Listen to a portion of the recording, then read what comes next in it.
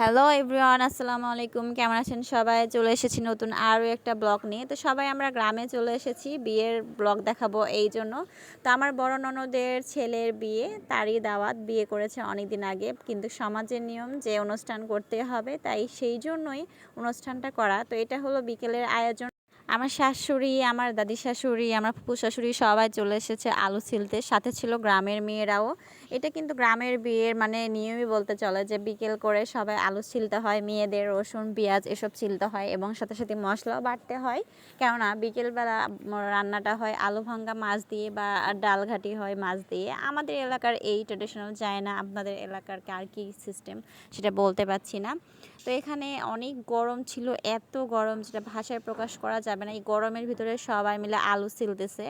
তো আমিও ছিলাম দাঁড়িয়ে তাদের সাথে আজমেন বাবুকে নিয়ে, কেননা আজমেন বাবু ঘরের ভিতর থাকতেই চাচ্ছিল না, তাই বাধ্য হয়ে তাকে নিয়ে বাহিরে বের হতে হলো। এখানে কিন্তু একটু কথা কাটাকাটিও হচ্ছিল গ্রামের মানুষের সাথে, আমার শাশুড়ি ফুপু শাশুড়িদের। আর এই পাশে দেখছেন, এই পাশে হলুদের প্যান্ডেল সাজানো হয়ে গেছে অলরেডি।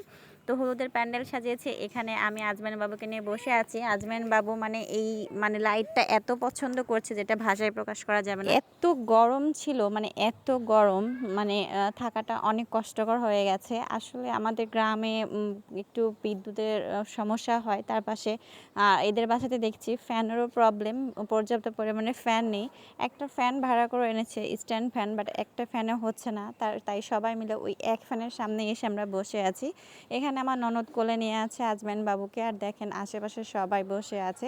তো এটা বিকেলের সময় ছিল, আস্তে আস্তে সন্ধ্যা হয়ে আসতেছে। সন্ধ্যার বেলা ক্ষীর খাওয়ানোর আয়োজন করা হয়েছে, কেননা বিয়ে আগেই যেহেতু হয়ে গেছে সেহেতু হলুদ হবে না বা কালমা হবে না, শুধুমাত্র ক্ষীর খাওয়ানো হবে। আর এমনিতেই একটা মজলিস ছোটোখাটোর আয়োজন করা হয়েছে। এই পাশে দেখেন কালারিং লাইটগুলো এত সুন্দর লাগছে, আর আজমেন বাবু সেই কালারিং লাইটগুলো নিয়ে এত আনন্দ পাচ্ছে। আর এটা হলো আমার মেজ ননদের মেয়ে। ছোট্টখাটো আয়োজন হলেও অনেক আনন্দ হয়েছে আমাদের সবার। তবে বিয়ের দিনের কোনো ভিডিও আমি করতে পারিনি, কেননা এত বৃষ্টি ছিল আর অল্প জায়গা আর এত কাদা পানি যে সেই ভিডিওটা করা হয়নি। শুধুমাত্র ক্ষীর খাওয়ানোর এই ব্লগটা আমি আপনাদের দেখাতে পারছি। তো এই পাশে আমি আজমেন বাবুকে নিয়ে বসে আছি। তো হঠাৎ করে আমার ননদ বলছে যে বউ সাজাতে হবে, তাই আমি বউ সাজাতে বসে গেছি। আমি যে কোনো বিয়েতে গেলেই বউ সাজাতেই হবে, এটা আমার একমাত্র কাজ যে বউ আমাকে সাজাতেই হবে, আমার শরীর ঠিক থাক কি না থাক। সবাইকে সাজিয়ে দিয়ে আমার নিজেরই সাজার টাইম থাকে না, নিজেরই সাজগোজ করার মতো সময় থাকে না। আর এই যে দেখছেন হলুদে যে এই ফ্লাওয়ারটা আমি গিফট করেছি মামি হিসেবে। ছোট্ট একটা গিফট ছিল আমার তরফ থেকে। যেহেতু শাড়িটা হলুদ এবং সবুজ ছিল, তাই হলুদ এবং সবুজে এই কালারের ফুল ছাড়া অন্য কোনো ভালো আমি তেমন ফুল পাইনি। তবে যদি শাড়িটা ম্যাজেন্ডা বা গোলাপি কালার হতো তাহলে অনেক সুন্দর সুন্দর ফুল ছিল, সেগুলো এনে দিতে পারতাম। বাট যেহেতু ম্যাচিং নেবে বৌমা, তাই এটা এনে দিতে হয়েছে। বৌমাটাও কিন্তু অনেক মিষ্টি দেখতে। এই পাশে দেখেন ক্ষীর খাওয়ানো শুরু হয়ে গেছে, আর আমি সাজুগুজু করতে ব্যস্ত। আমি নিজেও সাজছিলাম আর আমার সব ননদগুলোকে আমি সাজিয়ে দিচ্ছিলাম। আর গরমে মেকআপগুলো একদম গলে গলে পড়ছিল, কি আর বলবো। আর এলাকার লোকজনও সবাই চলে এসেছে অনেক সাজুগুজু করে, তারা ক্ষীর খাওয়াচ্ছে আর সবাই মিলে বসে বসে রাতের খাবারটা খেয়ে চলে যাচ্ছিল।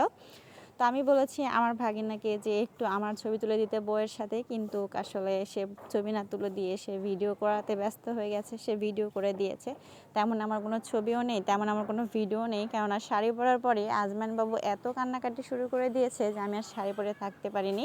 তাড়াতাড়ি গিয়ে আমি শাড়িটা খুলে ফেলেছি। শাড়িটা খুলে ফেলে আমি আজমান বাবুকে নিয়ে ভিডিও করাতে ব্যস্ত হয়ে পড়েছি। তাই আমার ভিডিও ক্লিপ খুবই কম ছিল। আমি ক্ষীর খাওয়াইনি বললেও চলে, আমি বউকে কোনো কিছু খাওয়াতেও পারিনি।